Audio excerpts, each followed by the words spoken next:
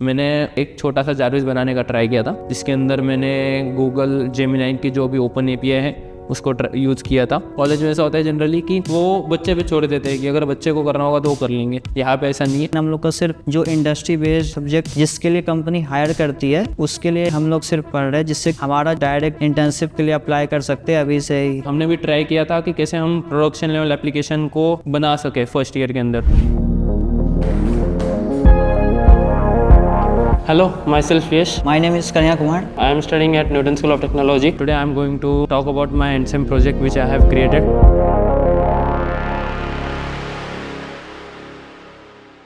जो मेरा एंडसेम प्रोजेक्ट मिला था उसमें मेक माई ट्रिप सॉफ्टवेयर बनाना था, जिसमें कि सिटी के बेस पे हमें होटल शो करने थे और उसके बाद हमें इसका प्राइस दिखाना था और उसके बाद रेटिंग के हिसाब से सॉर्टिंग करना था। हमने एक वेबसाइट बनाई थी जिसके अंदर हमने यूट्यूब का जो यूआई होता है उसको कॉपी किया था। एक्चुअली उसकी फंक्शनैलिटी भी मोर और लेस यूट्यूब की तरह ही थी। मैंने तो लास्ट के 2 दिन में स्टार्ट किया था और उसके बाद 2 दिन में कंप्लीट कर दिया था, लगभग 3-3.5 घंटे। हाँ, बट उसके बाद थोड़ी फंक्शनैलिटी ऐड करते गया है तो कंसिडर कर सकते हैं 5 से 6 घंटे। इसमें जो है हमने सॉर्टिंग एल्गोरिथम यूज़ किया है, जिसमें कि होटल्स जो है वो सॉर्ट कर सकते हैं कि बेस्ड ऑन रिव्यूज़ किसके अच्छे होटल्स है, और इसमें प्राइस के हिसाब से भी सॉर्टिंग का यूज़ किया है। तो मैंने ट्राई किया कि मैं मोस्टली जो यूट्यूब का अपना ओरिजिनल यूआई होता है उस यूआई जैसा बनाने का ट्राई करूँ, बट 101% वो वैसे नहीं बन पाता। मैंने ट्राई किया जितना मेरी तरफ से हो सकता था। मैंने प्रोजेक्ट बनाने में जो यूज़ किया है उसमें HTML, Tailwind, CSS, JavaScript, react use किया है। ये जो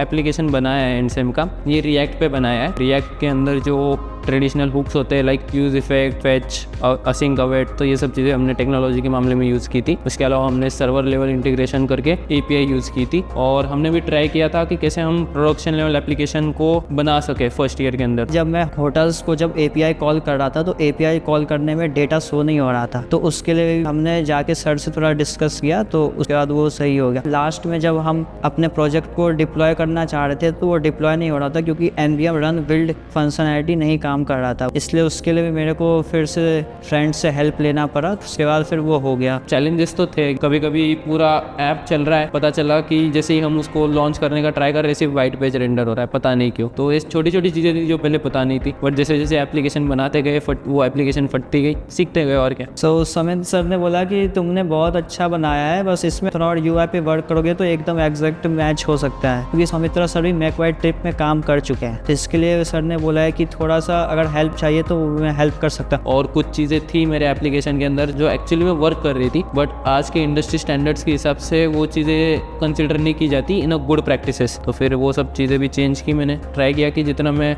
सर से इनपुट लेके प्रोडक्शन लेवल ऐप के सब प्रोड्यूस होता है वैसे बनाऊँ। मेक माई ट्रिप जो है उसमें कुछ और इसमें जो फंक्शनैलिटी ऐड करना चाहता हूँ वो जैसे कि VR सेक्शन है, ताकि होटल्स का जो है मैं यहाँ से वर्चुअली देख सकता हूँ कि होटल्स कैसा अंदर से दिख रहा है। I can create different user interface targeted to the Indian users, because generally YouTube is a very big platform and Indian users are not that familiar with the user interface which YouTube currently have. I can definitely improve in that, and I think that it can definitely help. First year बाकी सब college में तो मतलब दूसरे subject ही ज़्यादा पढ़ाते हैं और इस सब्जेक्ट में मतलब उतना ज़्यादा इम्पैक्ट नहीं डाल पाता, लेकिन हम लोग का सिर्फ जो इंडस्ट्री बेस्ड सब्जेक्ट जिसके लिए कंपनी हायर करती है उसके लिए हम लोग सिर्फ पढ़ रहे हैं, जिससे क्या होगा कि हमारा डायरेक्ट इंटर्नशिप के लिए अप्लाई कर सकते हैं अभी से ही। कॉलेज में ऐसा होता है जनरली कि वो बच्चे पे छोड़ देते हैं कि अगर बच्चे को करना होगा तो वो कर लेंगे। यहाँ पे ऐसा नहीं है, इनडायरेक्टली फोर्स किया जाता है कि तुम एटलीस्ट कुछ शोकेस करो जो तुमने सीखा है। तो ये कि जब आप आउटसाइड वर्ल्ड के अंदर जाते हैं तो वो जनरली पूछते हैं कि तुमने क्या बनाया है, और फिर तब समझ में आता है कि क्यों तुमको प्रोजेक्ट्स बनाने चाहिए। हम पे थोड़ा मतलब इनडायरेक्टली फोर्स करवा के जो प्रोजेक्ट्स बनाए थे वो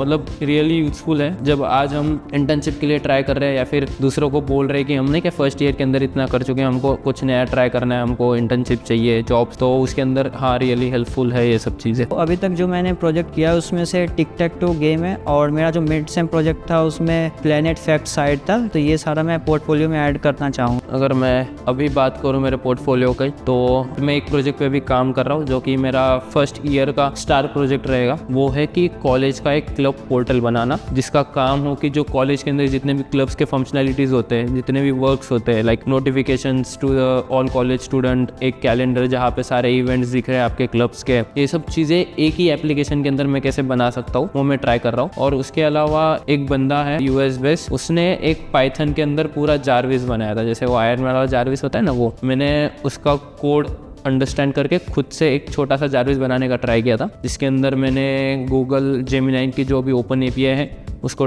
यूज़ किया था। फर्स्ट ऑफ ऑल जब मैं यहाँ पे आया था तो लग रहा था कि ऐसे ये नहीं हो पाएगा मेरे से, स्टार्टिंग में मतलब रन भी नहीं कर पा रहा था प्रोजेक्ट को। लेकिन जो यहाँ पे इंस्ट्रक्टर है उन्होंने मेरे को आगे इम्प्रूव किया ज़्यादा, बोला कि ये सबके साथ होता है, ये नॉर्मल है, बस तुम उसको बीच से नहीं छोड़ना है, बस कंटिन्यू उस पर प्रैक्टिस करते जाना है। अब इस प्रोजेक्ट को करने के बाद मुझे लग रहा है कि मतलब और मैं प्रोजेक्ट्स बनाऊंगा तो मेरे को कॉन्फिडेंस आएगा, तो मैं इंटर्नशिप के लिए अप्लाई करूँगा। थ्रू आउट द एक ईयर के जर्नी के अंदर HTML, CSS, जावास्क्रिप्ट, इसके अलावा प्रॉब्लम सॉल्विंग के अंदर data structure and algorithm, DSA हो गया, बहुत कुछ चीज़ें जो सीखने के लिए मिली। बट यह है कि एक ईयर आने से पहले मेरे को बेसिक फॉर्म बनाना आता था HTML, CSS से, आज मैं एक वेब ऐप तो ईजिली बना सकता हूँ।